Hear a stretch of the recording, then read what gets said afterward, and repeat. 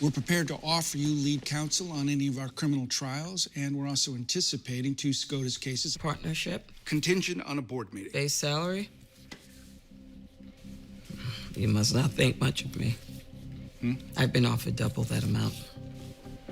I find that hard to believe. Called to check. I've got offers from Lindstrom, Shorish Group, Summers and Powers. Summers and Powers is ranked the #1 firm in Pennsylvania criminal cases. Clearly, we could help repair any hits your reputation's taken. By hits, do you mean my over 300 career victories, my 20 years of trial experience, or the unwinnable Supreme Court case I just won? If I'm not mistaken, Governor Burkhead is finding ways to sidestep that My win right point now. is, I'll leave unless my salary matches what the 2 of you pull in. Say we add 100 to the base. Would that make the offer more attractive? It's not your offer I'm concerned about, it's your resources. The only way I can continue the good work of my class action is with means. We have money. Can you set aside the 7 figures I'll need to retry my class action cases? We'll take the billable hour requirements off the table. Don't want you to be hindered by any restrictions. I'm just not sure about the idea of a smaller firm. The only thing small around here is the amount of mansplaining we deal with each day. I'll need to hire my own team. We can make that work. The other firm said they'd lose the billable hours requirement. We just want you working on the cases that you're passionate about. I'll need complete independence, no supervisor. No staff meetings. No backseat driving. You're great because you're you, Annalise. The last thing we'd want is to micromanage you. Give me a few days and I'll think about it. Let me think about it. I'll think about it. Take time to think about it. I don't need to. It's not a good fit. We just said yes to every one of your asks, Ms. Well, that's Keating. because you're basically desperate. I mean, one of your biggest clients just went to federal prison because of your firm's ineptitude. No, we fired Jorge Castillo as soon as we discovered his criminal behavior. No, that's because the FBI caught him. Now you're hemorrhaging clients, so you scurried over from London to beg me to take the job so you can stop the blood flow. You're wrong. That never happens.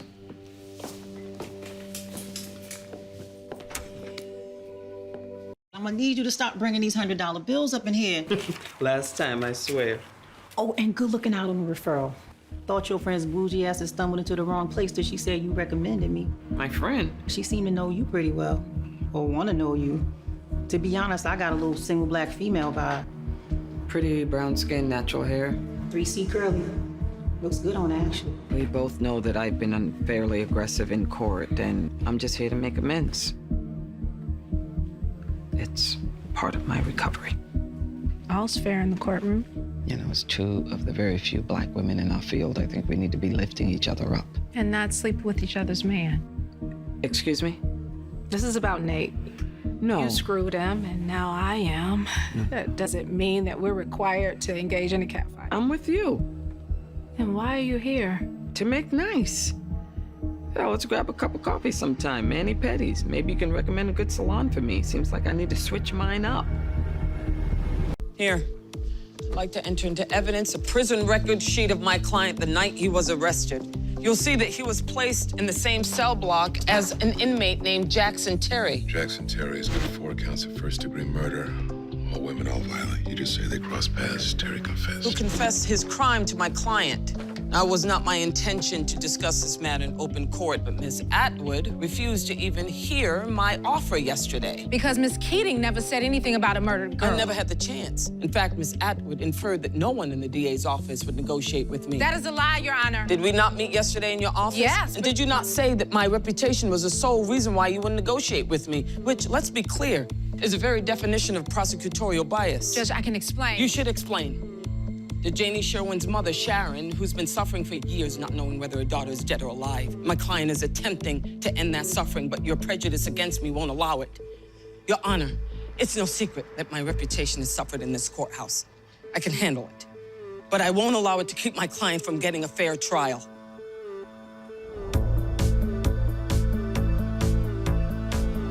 Three years. Mr. Harrington, did you know that strangulation is usually committed by someone who knew the victim personally? You know, I don't have a violent bone in my body, Miss Keating, unlike you. Excuse me? A simple internet search told me all the reasons not to like you, but what's your problem with me? See, his ego can't even handle a simple cross. Is this chip on your shoulder the reason why you never remarried after your husband died? Yeah, okay, let's take a break. You have no ring. I'm guessing that's because you have no idea how easily men see through this act of yours. Which part of me do you think is an act? Niles, you're out of line. All work and no play. makes for a bitter woman. Actually, it's mediocre men that make women bitter. No ring on you either. What, do you both just enjoy being lonely? I'm sorry, he doesn't mean any of this. Oh, I think he means it. Of course I do. I was a mess until I met Bethany. Loving her has made me a better man. Ooh, I'm having trouble seeing that. Here's a tip for you single ladies. Put on some heels and land a man. This is who we're going to put in front of our mostly female jury. Niles, I will fire your ass if you don't shut up. You think your partners have let you fire me after what you did in London? Like you're not already in the doghouse? Say another word, and we will quit your case. You can't afford to quit this case. And donors. The situation's become a university problem. So with everybody's best interest in mind, we are notifying you that you are suspended, effective immediately, at least until the board determines that your safety, the safety of our students, and the integrity of the university is no longer compromised. I'm sorry that we need to take this step right now, Annalise, but we hope it's temporary. No. Last time I checked, I was a victim here. An anonymous, potentially dangerous individual chose to launch a smear campaign at my workplace, and your solution is to suspend me? No. Professor, we are contractually within our rights. You worried about bad press? Try the headline, prominent attorney persecuted by elite university. Not to mention a multi-million-dollar lawsuit I'll file. I bet you'll get calls from the donors then. Annalise, please. No one here wants to escalate the situation. Lock me out of my classroom! I dare you. But you can't keep me from teaching my students.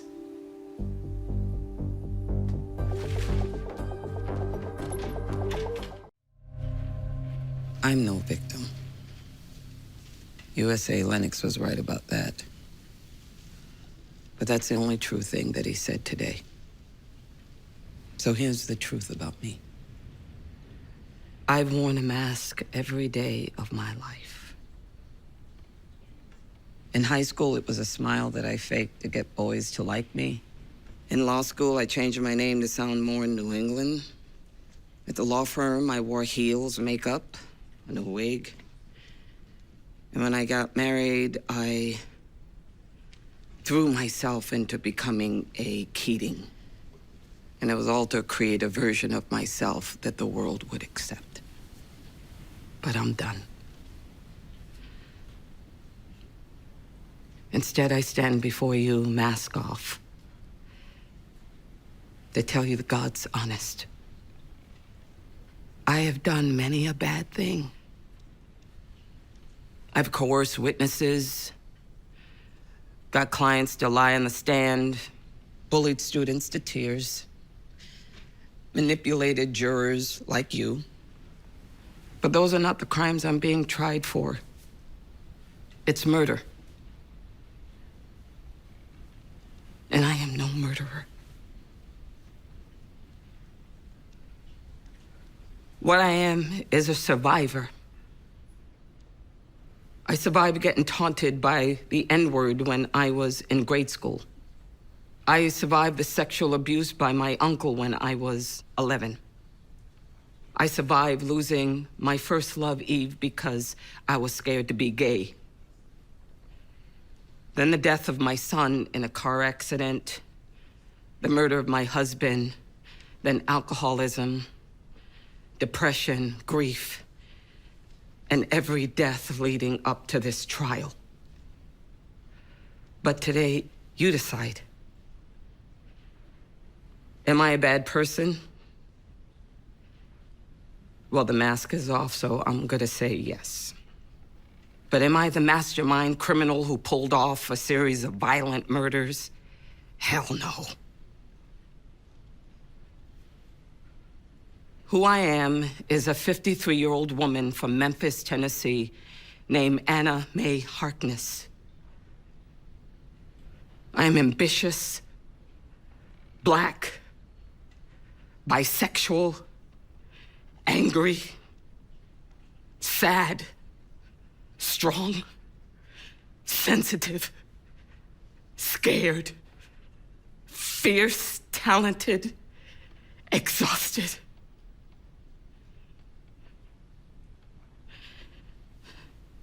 And I am at your mercy.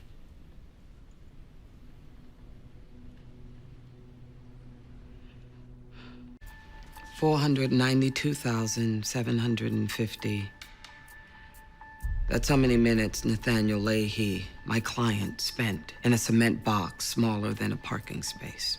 Now, the prosecution claims that Nathaniel's time in solitary did not make him insane, even though a neutral, court-appointed doctor testified that it did.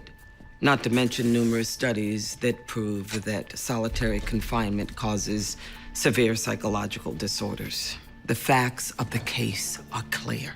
Nathaniel Leahy went into solitary confinement for less than a year. And just days after he got out, he did something he'd never done before. He snapped, exploded. He lost his mind. Now, if you still don't think that that can happen, then I want you to put yourself in his shoes for 1 minute. Just a fraction of the time that he spent there. Here.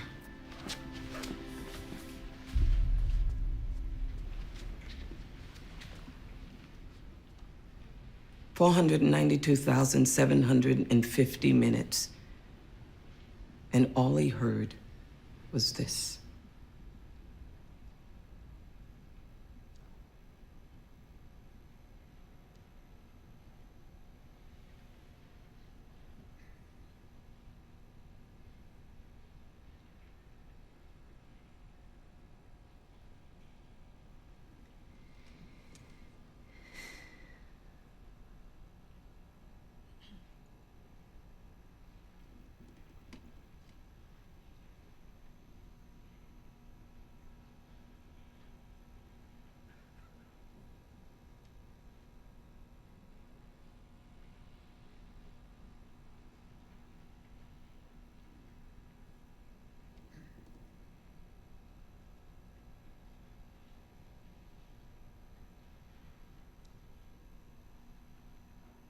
My client. You mean before my mother died? I'd say we were close. It's like I had a second mom. You felt that way even though Nanda was a Muslim immigrant? Yeah, of course. Josh, do you recognize the screen name Barfly22? I don't think so. Sure about that? Judge, he answered the question. Your Honor, I'd like to enter Defense Exhibit A. It's a printout from the alt-right website, strivingtruth.com. Josh, can you read the highlighted comments posted by Barfly22? These Muslims have radicalized our communities, and no one stops them. You want your child praying to Allah instead of Jesus? That's despicable. I agree. Why'd you write it? I didn't. My tech expert told me that the IP address linked to Barfly22 matches your computer. Is that true? I didn't have time to check. Someone steal your computer and impersonate you? Remember, you're under oath. We have free speech in this country.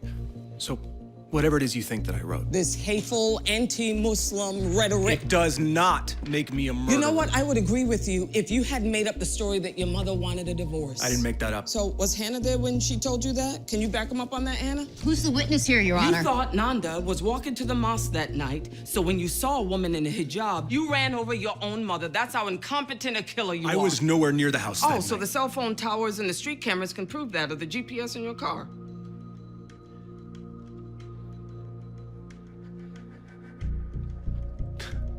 That public defender was right about you. Letting real criminals loose on the streets sets us back. Us? And as in white people? Miss Keating, you've made your point. You're the one who killed a white woman here, not me. Why? Did you feel abandoned by your mommy? you are worse than the rest of them. Was it just hate?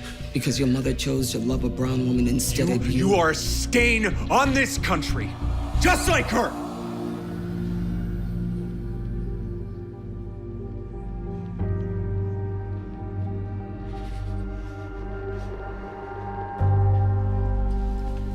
Nothing further. That was epic. I'm talking Michael Jordan. Game 6 when he hit that final shot in '98. Sports fan, straight. As an arbiter of the law with whole knowledge of historical jurisprudence in this country, race must always be considered a variable. You have precious time, Miss Keating. I suggest that you don't waste it by making arguments you've already made. These are not my words, Justice Strickland. They're yours. You wrote them in your 1985 ruling in Bryant v. Topeka, an equal protection case dealing with a state housing lottery program.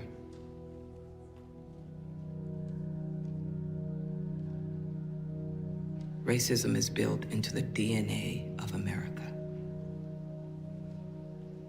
And as long as we turn a blind eye to the pain of those suffering under its oppression, we will never escape those origins.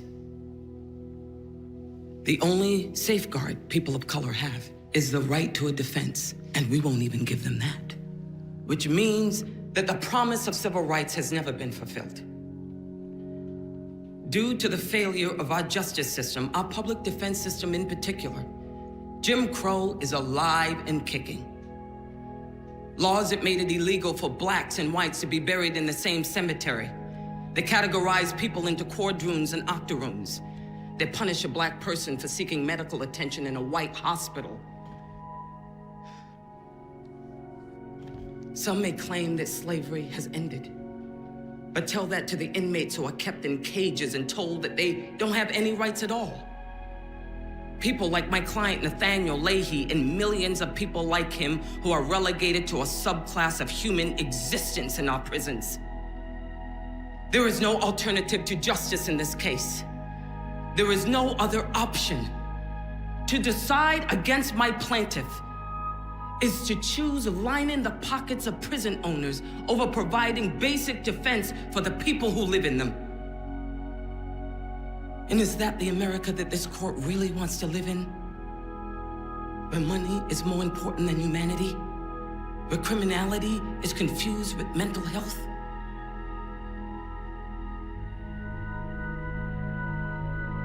The Sixth Amendment was ratified in 1791. It's been 226 years since then. Let's finally guarantee its rights to all of our citizens.